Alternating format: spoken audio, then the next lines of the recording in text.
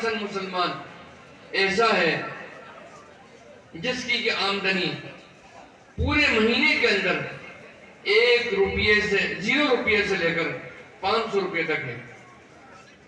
اگر ہم ایک فیملی میں اور ایک خاندان کے اندر 5 لوگوں کی فیملی یا خاندان تصور کر لیں تو اس کا مطلب یہ ہوا کہ ہم 0 روپیہ نہ مانیں، اس کی میکسیمم اور زیادہ میں زیادہ آمدنی جو رپورٹ میں بتائی گئی ہے وہ 500 روپیہ ہے۔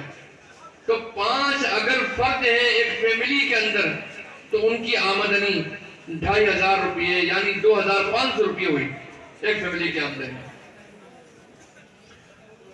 تو اس کا مطلب یہ ہوا کہ ہندوستان کے اندر 55% یعنی 55% مسلمان ایسے ہیں کہ جن کی آمدنی میکسیمم 2500 روپیہ ہے پوری ایک فیملی کی ماہانہ آمدنی۔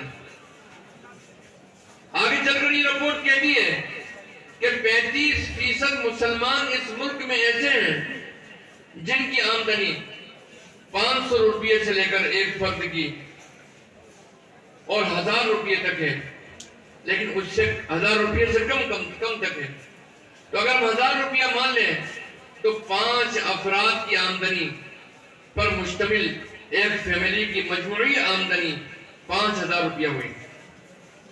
اور وہ بات آگے چل کر یہ بات کہتے ہیں کہ صرف 10% مسلمان ایسے ہیں کہ جن کی ماہانہ آمدنی ایک فرد کی 1000 روپیے سے اوپر ہے۔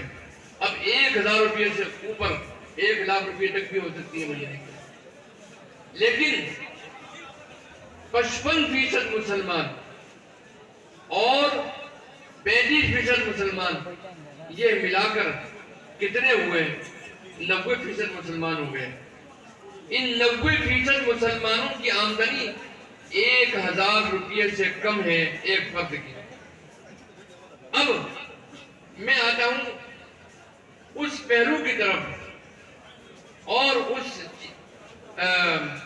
اس نقطے کی طرف جو کہ اعلیٰ تعلیم کے حصول کے لیے سب سے پہلا بیریئر ہے یا سب سے پہلا مرحلہ ہے۔ ہم اگر کسی بچے کو اعلیٰ تعلیم میں بھیجنا چاہتے ہیں تو یہ بات یاد رکھیے کہ سب سے پہلے اس کو کمپٹیشن کلیئر کرنا پڑتا ہے، چاہے وہ نیٹ کا ایگزام ہو، چاہے وہ انجینئرنگ کا ایگزام ہو، چاہے اس کو کسی یونیورسٹی کے اندر ایڈمیشن لینا ہو، چاہے اس کو سول سروسز میں جانا ہو، اس کو پہلے کمپٹیشن کلیئر کرنا ہوتا ہے۔ اس کے بعد میں مرحلہ آتا ہے کہ اگر کسی بچے نے کسی فیملی کے بچے نے کمپٹیٹیو ایگزام ایڈمیشن کے لیے کلیئر کر لیا تو اب دوسرا مرحلہ ہے کہ اس کے والدین اس کو پڑھانا چاہتے ہیں اعلیٰ تعلیم یا نہیں پڑھانا چاہتے ہیں۔ اور تیسرا مرحلہ آتا ہے کہ ایک بچے نے کمپٹیٹیو ایگزام کلیئر کر لیا اور اس کے والدین اس کو اعلیٰ تعلیم میں جانے دینا چاہتے ہیں، ان کی مرضی ہے۔ تو اب یہاں سوال یہ پیدا ہوتا ہے کہ اس بچے کو اور اس فیملی کو فیس ادا کرنے کے لیے ان کی جیب میں پیسہ ہے یا نہیں۔ اب آپ یہ بتائیے کہ وہ طبقہ جو میں نے 55% مسلمانوں کا بتایا، اس 55% مسلمانوں کے طبقے کی حالت میں نے آپ کو بتائی کہ ان کی آمدنی 2500 روپیے سے بھی کم ہے۔ تو یہ 55% آمدنی سے تعلق رکھنے والا طبقہ کیا اپنی زندگی میں سوچ سکتے ہیں اس کے والدین کہ اپنے بچے کو اعلیٰ تعلیم میں بھیجیں گے؟ نہیں سوچ سکتے۔ کیوں نہیں سوچ سکتے؟ اس لیے کہ 5 افراد ایک کنبے کے اور ایک فیملی کے 2500 روپیے میں 2500 روپیے کے اندر وہ اپنا گزر بسر کریں گے یا لاکھوں روپیے کا جو ایڈمیشن کے لیے فیس دینی ہے وہ کہاں سے وہ لے کر آئیں گے؟ ان کو تو کھانے پینے کے 2 وقت کے پیسے ہی ان کے پاس نہیں ہے۔ اب آ جائیے، معلوم ہوا کہ اعلیٰ تعلیم کی جو دوڑ ہے اس سے 55% مسلمان باہر ہو گئے۔ اب دوسرے طبقے کو لیجئے، دوسرا طبقہ وہ ہے جس کے اندر جو کہ 35% مسلمان ہیں اس ملک میں، اس آمدنی سے تعلق رکھنے والی فیملی کا ایک فرد کی آمدنی 1000 روپیہ ہے، اور ہم ایوریج فیملی کے ممبر مانیں ایوریج نمبر کی، تو وہ 5 افراد کی فیملی کو اگر ہم مان لیں تو ان کی آمدنی ہوئی 5000 روپیہ.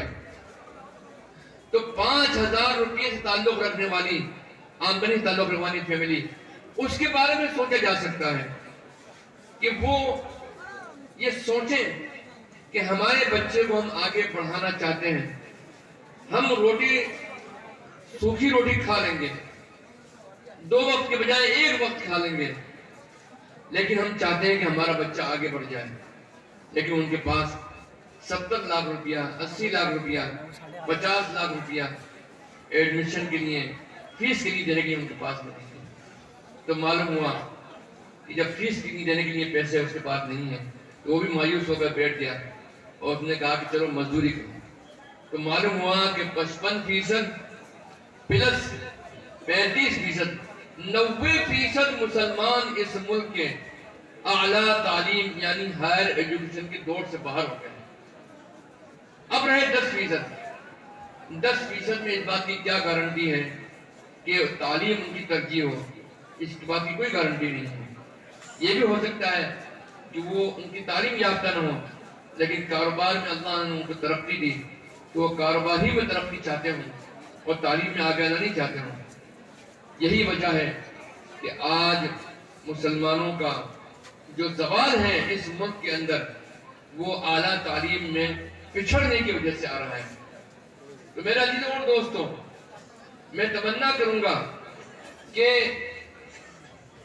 آج کی تاریخ میں جو لوگ صاحب زکوٰۃ ہیں اور زکوٰۃ وہ دیتے ہیں اپنی غریبوں کو، مدرسوں کو، میں ان سے یہ بات کہنا چاہتا ہوں کہ وہ بچے جو کہ غریب ہیں، خواہ وہ یتیم ہو نہ، یتیم تو اور بھی مستحق ہیں، لیکن اگر غریب بچے ایسے ہیں جو تعلیم میں آگے آنا چاہتے ہیں تو ان کو اپنی زکوٰۃ کی مد کی رقم ان کو دینی چاہیے.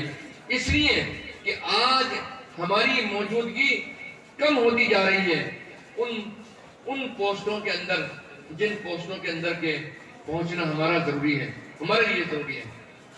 ہندوستان ایک ڈیموکریٹک کنٹری ہے. ڈیموکریٹک کنٹری کا مطلب کیا ہوتا ہے؟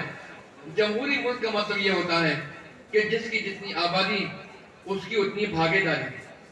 یعنی اگر آپ یہ سمجھیے کہ اگر ایک طبقہ ہندوستان میں ایسا ہے جس کی آبادی 5% ہے تو 5% IAS اور IPS اور اس طرح کی جو اہم پوسٹیں ہیں ان پر اس کی موجودگی ہونا چاہیے.